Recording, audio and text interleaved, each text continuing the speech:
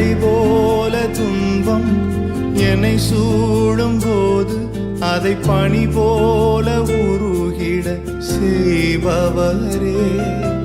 மலை போல துன்பம் என்னை சூடும் போது அதை பனி போல உருகிட செய்பவரே.